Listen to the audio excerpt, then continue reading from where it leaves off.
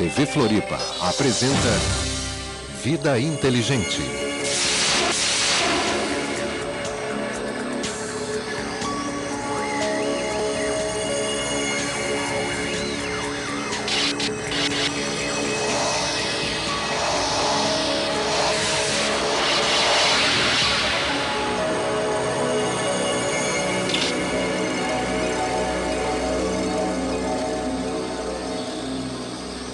Boa noite.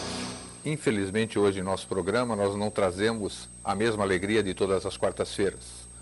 29 de setembro, passado, agora sexta-feira, 155 pessoas não voltaram para suas casas, não voltaram para suas famílias. Hoje o nosso Vida Inteligente vai ser um programa jornalístico.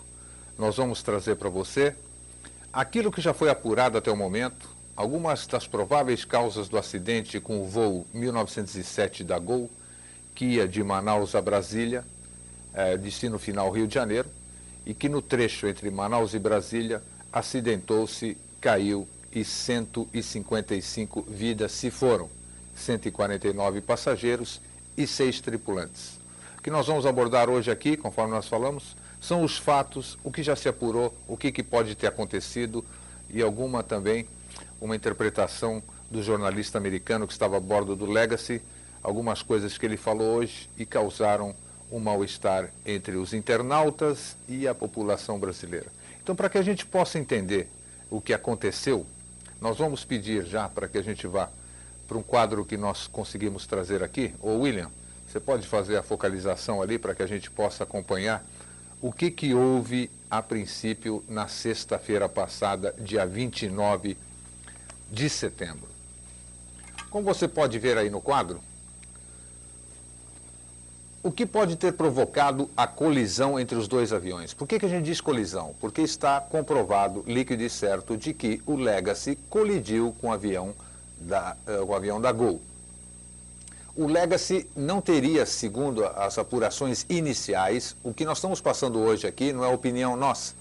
São relatos colhidos de todos os órgãos de informação, de portais da internet, do site da própria Força Aérea Brasileira, também de todos os jornais. Então nós estamos passando o que a gente conseguiu levantar.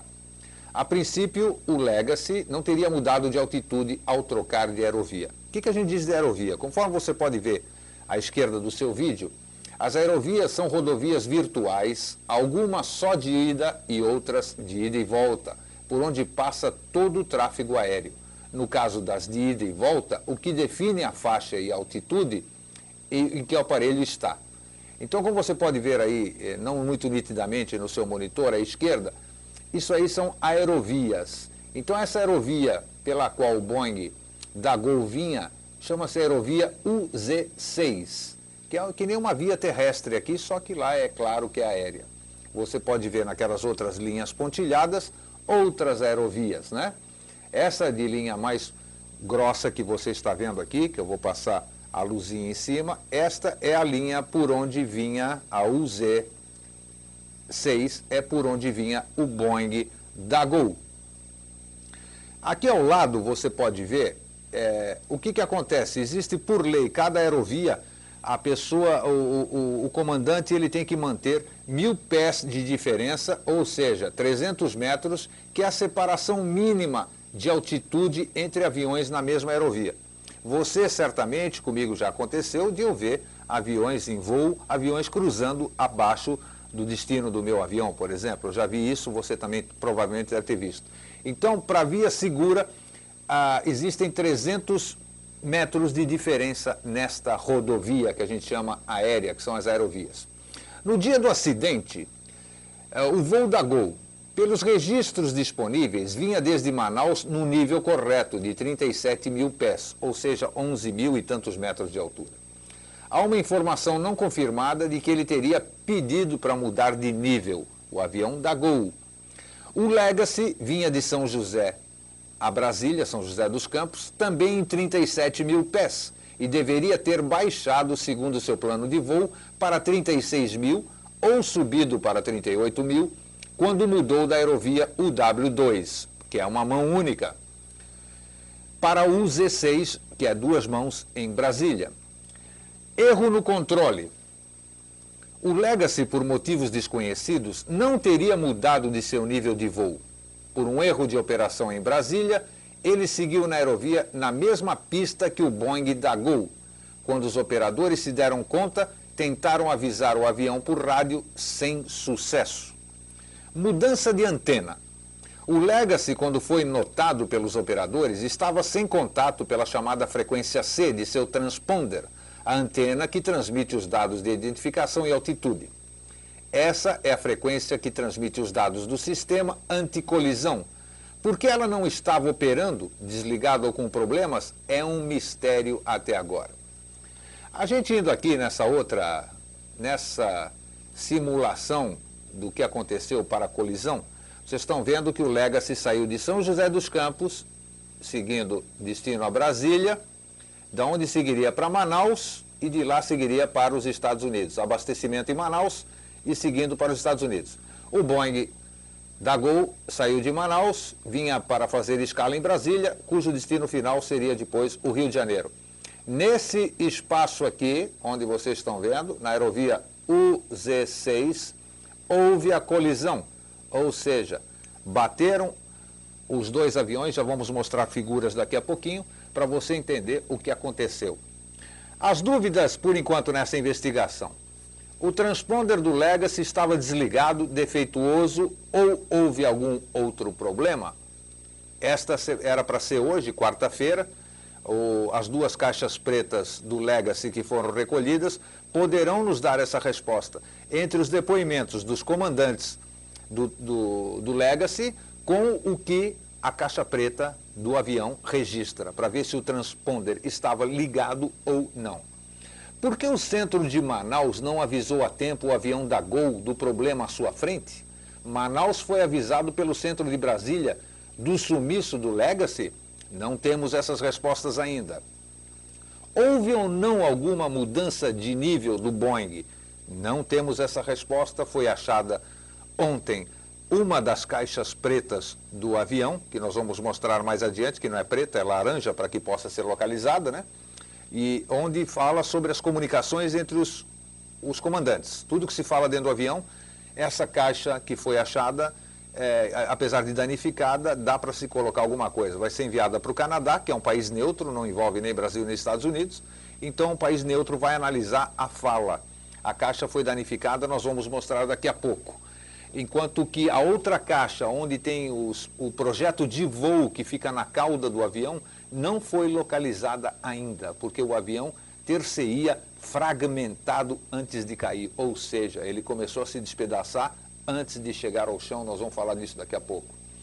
Outra questão, os pilotos do Legacy disseram à polícia que perderam o contato com a rádio de Brasília, poucos minutos antes do choque. Isso não condiz com o que se diz no Sindacta. O que realmente aconteceu? Essas são questões que daqui a pouco vão ser levantadas. Pode voltar para mim? Conforme eu falei que hoje é um programa jornalístico, e para tal eu trouxe os textos aqui para passar para vocês, eu vou passar para vocês aqui uma sucessão de erros que provocou o maior acidente aéreo da história do país. É uma matéria da Folha Online, do Igor Gielov e da Lívia Marra. O maior acidente aéreo da história do país resultou de uma combinação de erros no controle aéreo em Brasília, ineficiência na cobertura de rádio no Centro-Oeste e dúvidas sobre procedimentos do piloto e equipamentos em pelo menos um dos aviões envolvidos no choque que matou 155 pessoas.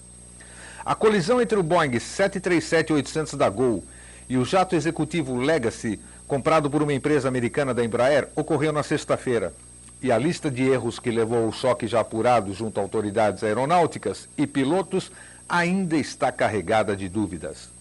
Não é possível, a essa altura, falar em culpas. A seguir, listamos os equívocos e algumas hipóteses sob investigação, hierarquizando-os por ordem cronológica e não por pretensa gravidade.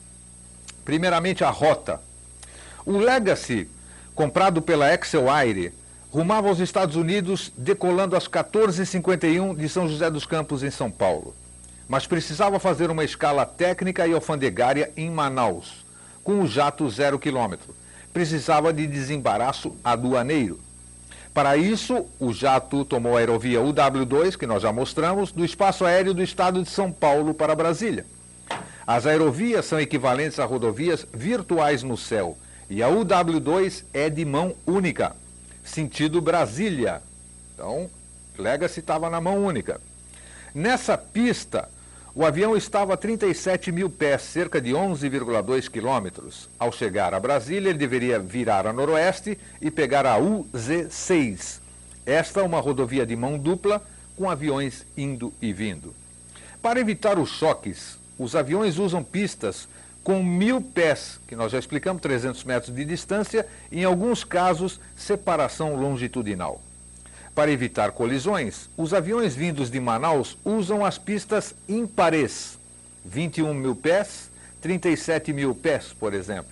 E os que vêm de Brasília, as pares, 20 mil pés, 36 mil pés.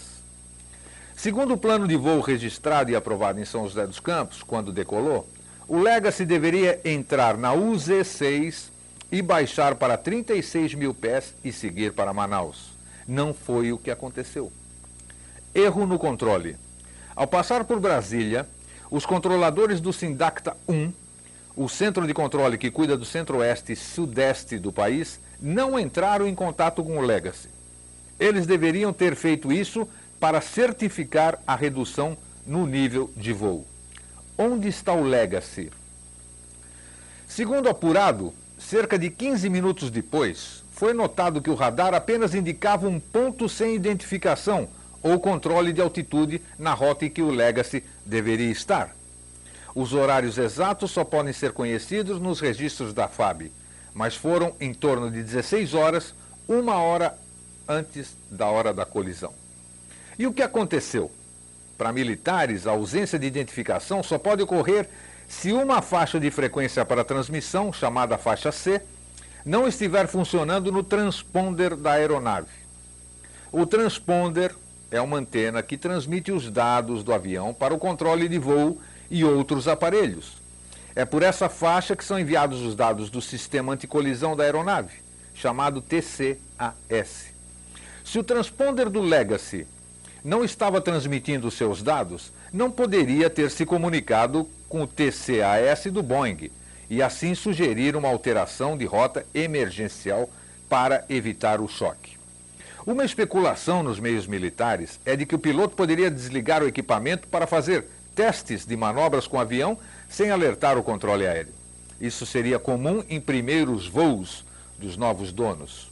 A dúvida só poderá ser respondida com a análise da caixa preta do Legacy, mas militares e pilotos confrontados pela reportagem com a informação são unânimes.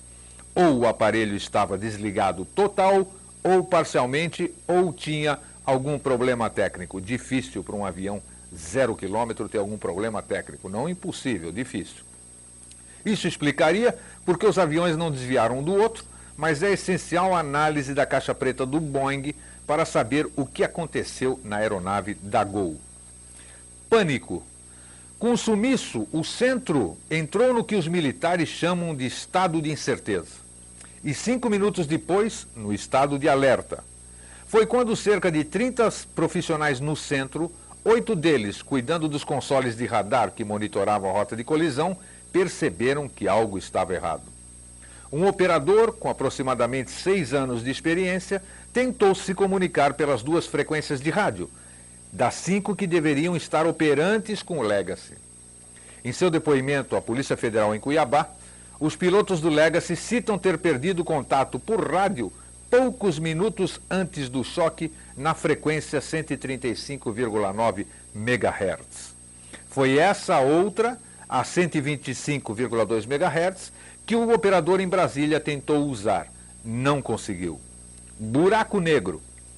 Aí entra um componente nada alentador para quem voa pela região norte. As frequências de rádio são de péssima qualidade entre Brasília e Manaus.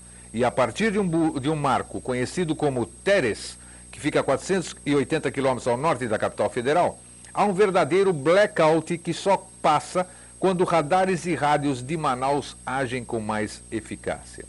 Essa área conhecida como buraco negro pelos controladores de voo, é exatamente em cima da região da Serra do Cachimbo, onde ocorreu a colisão.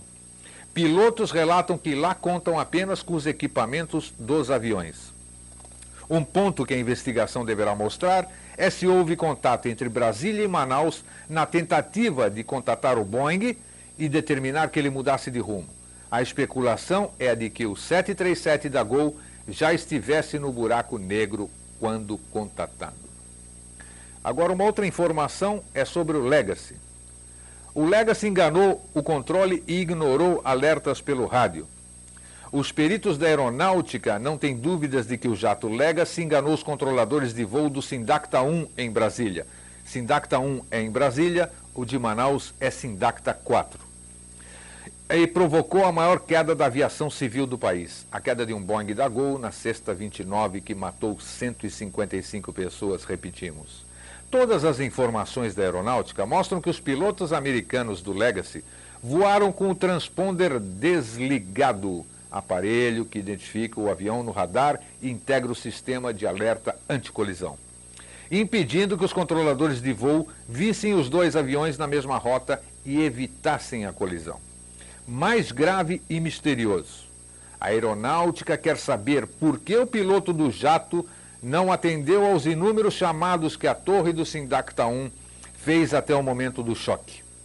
Quer saber também como, após a colisão, não só o transponder voltou a funcionar, como o piloto passou a chamar a torre, narrando o choque com um objeto não identificado pelo mesmo rádio que não havia atendido até então. Muito provavelmente, ele havia diminuído o volume de rádio. Ele, o avião, começou a ser chamado pela torre de Brasília e não respondia. A resposta veio, como que por milagre, após o impacto, disse um oficial. A aeronáutica fez uma reconstituição dos voos das duas aeronaves envolvidas na colisão para verificar possíveis falhas de cobertura dos radares ou na comunicação das torres de controle. Não detectou nada de errado. Depoimentos colhidos revelam ainda que o transponder do Legacy estava ligado quando o jato levantou o voo em São José dos Campos, em São Paulo, rumo a Manaus. Assim, as investigações encaminham para o enquadramento do piloto do Legacy, Joe Lepore, e do copiloto, Jean Paladino, por homicídio culposo, caso fique provado que agiram com imprudência.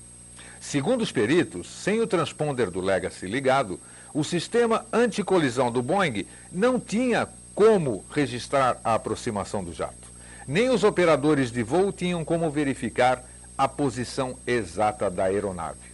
O radar indicava que o Legacy estava a 36 mil pés de altitude, 10.972 metros, daí porque, apesar de o jato não responder aos chamados da torre, os operadores não decidiram desviar o Boeing, que vinha a 37 mil pés, 11.277 metros. A localização estava distorcida por causa do transponder desligado.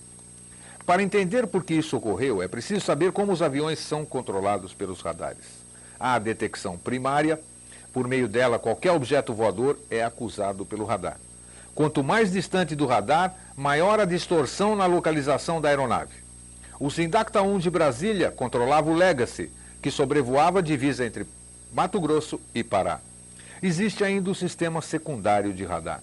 É ele que se comunica com o transponder para receber a posição exata e altimetria do avião. Sem que o sistema esteja ligado, o avião não deixa de aparecer para a torre, mas a identificação some e a localização perde exatidão. Os registros dos radares mostram que o transponder do Legacy foi desligado pouco antes da colisão e religado depois, antes do pouso na base aérea de Cachimbo, no Pará. Também mostram que o Legacy, enquanto ainda estava sendo monitorado pelo radar secundário, voava a 37 mil pés, mesmo depois de passar por Brasília. Ao decolar de São José dos Campos, o jato recebeu plano de voo assinado pelo piloto, que indicava que devia viajar a 37 mil pés, passando pelo eixo entre São Paulo e Brasília, e então descer para 36 mil pés. Isso é obrigatório por causa da mudança de proa, o sentido da aeronave, ao entrar no trecho Brasília-Manaus. Na rota Manaus-Brasília, a altitude de 37 mil pés é o espaço usado pelos aviões que vêm em sentido contrário ao Boeing. A aeronáutica quer saber o que desligou o transponder. Pode ter sido decisão do piloto ou pane, o que é pouco provável.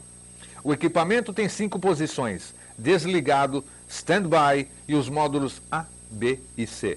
Só neste último, o transponder envia ao controle de voo os dados de altimetria. Suspeita-se que o piloto desligou para fazer manobras não autorizadas com o jato recém-adquirido pela empresa de táxi aéreo Excellair ou ganhar altitude e velocidade a fim de economizar combustível. Comunicação. Outro fator que pode ter contribuído para o acidente é uma improvável falha de comunicação. A regra é cumprir o plano de voo. Para alterá-lo, preciso pedir autorização. Assim, a torre entendia que o Legacy não ia descumpri-lo. Ele estaria em sua aerovia e não havia por que avisar o Boeing sobre a existência de alguém em sua rota. Só depois que percebeu o transponder do Legacy desligado é que o controle tentou contato com o jato da Gol, para pedir que ele religasse o aparelho. Da Gol não, o próprio Legacy. Ao depor, Lepore teria dito que estava fora da cabine do avião. Técnicos da aeronáutica rejeitaram suposições de haver um ponto cego no monitoramento do tráfego. Na fita do controle do tráfego aéreo, pode ser visto outro avião da TAM na mesma rota. Há anomalias na comunicação por rádio na área do acidente, mas insuficientes para impedir o contato do Sindacta com as aeronaves. Vamos agora para a segunda parte do nosso trecho aqui, antes da gente seguir. O tempo voa. Vamos olhar um outro gráfico aqui, por favor, que a gente vai explicar uma outra questão agora, depois que o avião colidiu, o Legacy colidiu com o avião da Gol. O que aconteceu? Segundo, após a colisão com o jato Legacy, partes do Boeing 737-800 da Gol começaram a se soltar e a cair antes da aeronave cair no solo. É muito interessante porque teve testemunhas, 3 testemunhas da fazenda que ficavam perto de onde existe a base de operações agora da Força Aérea Brasileira, testemunharam que o avião vinha soltando uma fumaça tipo S, fazendo um S no céu. Ou seja, ele estava totalmente desgovernado, eles conseguiram ver o avião, não viram o avião fragmentado, conforme se relata aqui agora, e que depois desapareceu atrás das árvores. As árvores lá têm 40 metros de altura, é floresta, né? Floresta, pura floresta, e ouviram um estrondo. Não houve explosão. Isso é um grande mistério. O avião tinha autonomia para mais 5 horas de voo e não se sabe como não explodiu. Ou o piloto nesse espaço, a minha opinião, ele tem condição de esvaziar todo o tanque para tentar, num pouso forçado, não ter algum incêndio, mas, quem sabe, como não se teve comunicação nenhuma, é o mais provável. O interessante é que os 2 corpos que foram encontrados, os 2 primeiros corpos encontrados, estavam a meio metro de profundidade, o que possivelmente atesta que eles foram arremessados para fora do avião quando a aeronave ainda estava em altitude elevada. Ou seja, os 2 primeiros cadáveres recolhidos estavam enterrados no chão a meio metro. Tá certo que o lugar lá é tropical, o chão é mole, mas para você enterrar 2 corpos a 2 metros, quase a meio metro, sinal que esses estavam fora do avião, caíram fora do avião. A FAB e o Exército ampliaram a área de busca por destroços de corpos das vítimas do acidente por um raio de 20 km na área em torno do ponto inicialmente apontado como a queda. Então vocês podem perceber, pode voltar para mim aqui, você pode perceber que recentemente, ontem veio a notícia de que acharam 100 corpos juntos na cauda do avião, cuja cauda do avião não está junto com a cabine. Nós vamos mostrar, vamos botar no ar aí a fotografia do trem de pouso do avião. Vocês vão perceber nessa do trem de pouso, percebam o seguinte, não se sabe se as rodas estão para cima, abertas por causa do impacto ou se o piloto tinha baixado o trem de pouso por algum motivo. Se você perceber, ele está de costas aí, o avião caiu de costas, essa parte do avião caiu de costas. A cabine foi afastada em outro canto. A cauda do avião foi achada em outro local. Dizem que existem fragmentos por toda a floresta ali. Junto da cauda do avião foram encontrados 100 corpos na cauda do avião. Claro que ninguém correu para trás do avião, com certeza, mas muito provavelmente ou ele se rompeu realmente no ar e fez com que todos aqueles passageiros fossem jogados para trás, ou então numa subida, numa descida, foi todo mundo mandado para trás e aconteceu isso aqui. Vamos dar uma olhada então, que o tempo corre, vamos ver o Legacy, provando que o Legacy bateu, vou colocar a foto do Legacy 1. Você está percebendo, essa parte da asa esquerda foi a que bateu, agora não se sabe aonde bateu. Depois nós vamos mostrar uma foto do outro lado. Presta atenção nessa foto, você está vendo um pequeno dano naquela aleta lá em cima, não sei como é que é o nome daquilo em termos aeronáuticos, aquela asinha lá em cima tem um pequeno fragmento que aconteceu lá em cima, um estrago. E essa ponta da asa, que ficou com 30 centímetros, tem 1,5 m. Vamos para a foto número 2 para você ver como é que é a asa original. Olha aqui, dá para a gente voltar na anterior? Isso, olha aqui como é que é a asa normal. E foi o que bateu no Boeing. A gente não faz ideia onde bateu no Boeing. Provavelmente deve ter batido em alguma parte da carcaça do Boeing que fez com que ele perdesse o controle hidráulico, porque ele não teve o mínimo controle do avião. Segundo as testemunhas que viram um grande avião rodar em círculos, virar para a direita, virar para a esquerda, fazer S, é sinal que o piloto não tinha absolutamente controle algum. Não se sabe onde bateu isso. Boa comparação, o Doble. Exatamente para poder ver. Pois bem, isso dá para você perceber o que bateu. E veja como o avião, eles bateram a 1.600 km por hora, porque o Legacy voa a 800 e pouco. Considerando que o outro vem a 780, a soma dos dois, incrível o que aconteceu. Então, tá aí, ele conseguiu pousar. E vamos para a localização da caixa preta, antes da gente entrar para a parte final do programa. Vamos mostrar isso. Essa aí é a parte da caixa preta, que, para surpresa, quem não conhece, ela é laranja exatamente para ficar fácil de ser localizada. Essa é do Boeing, que é a parte da comunicação entre os pilotos. O piloto da Boeing com a torre, está tudo aí. Está danificada, vai dar para recuperar. Não acharam ainda os dados do voo, que fica na cauda do avião. Não acharam ainda a caixa preta, que também é laranja. Que outra foto? Essa aí, vamos segurar então a foto que nós temos aqui, nós vamos encerrar o programa. Agora volta para mim aqui, Paul. Vamos para a parte final. Tem aqui umas perguntas, por enquanto, que estão sem resposta. Embora muitas hipóteses e opiniões de especialistas estejam sendo veiculadas, as questões só serão respondidas com a leitura das caixas pretas das duas aeronaves e o término das investigações sobre o caso. Por que o Boeing da Gol e o Legacy trafegavam na mesma altura, enquanto o jato deveria estar 1.000 pés abaixo? O Legacy alterou espontaneamente o plano de voo que havia sido aprovado antes da decolagem no interior de São Paulo ou foi autorizado a fazê-lo? Por que o Legacy perdeu contato com o Centro de Controle de Tráfego Aéreo minutos antes da colisão? O que aconteceu com as frequências de rádio? Por que os mecanismos anticolisão instalados no Boeing e no Legacy não alertaram os respectivos pilotos sobre a colisão iminente? Por que os efeitos da batida foram contornáveis para o Legacy e fatais para o Boeing? Por que os destroços do avião ficaram espalhados em uma área extensa, indicando que ele começou a se desfazer antes de atingir o solo? O piloto do Boeing teve tempo de tentar pousar ou após a colisão o avião imediatamente perdeu o controle e mergulhou no ar? Por que o avião não explodiu ao bater no chão, embora estivesse carregado com aproximadamente 3 toneladas de combustível? Por que, durante o tempo em que voaram após a colisão, os pilotos do Legacy não informaram o controle sobre o incidente? Perguntas que não querem calar. E finalizando o que eu havia falado no começo do programa, aquele jornalista do New York Times que estava no avião, eu já vou dizer o nome dele, Joe Sharkey, que ele disse que estava vivo por milagre e fez um baita de um artigo. Hoje, na minha opinião, escreveu uma grande besteira que eu vou ler para vocês. É claro que ele, por trabalhar no New York Times, não representa a opinião dos americanos. Se um brasileiro fala uma besteira lá fora, ele não vai estar representando o nosso país. Mas ele foi muito infeliz aqui, o que eu vou ler para vocês, o que ele afirma.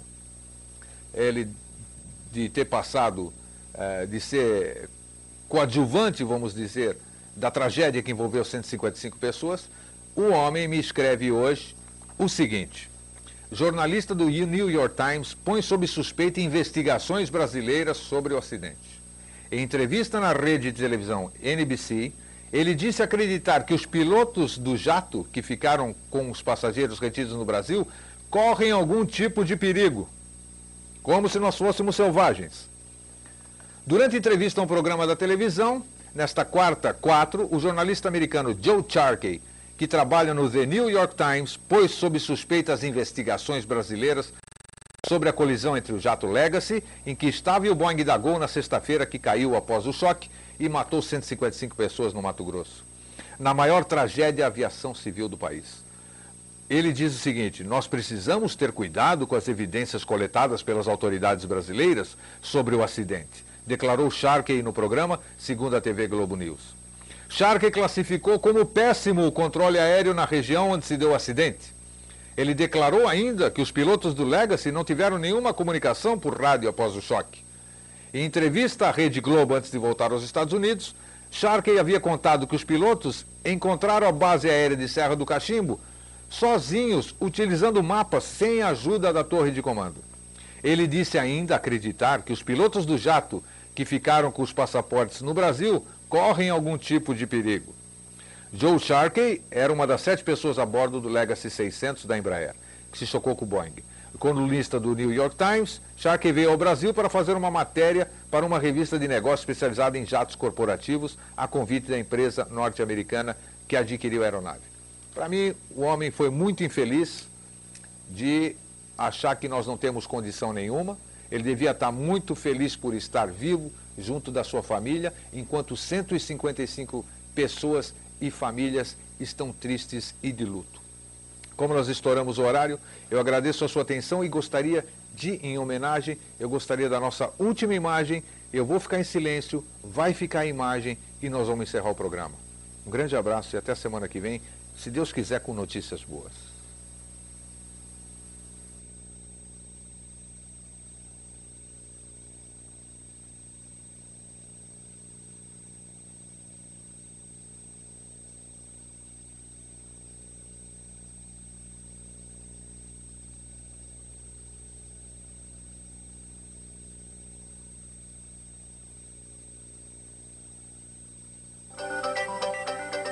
TV Floripa apresentou Vida Inteligente.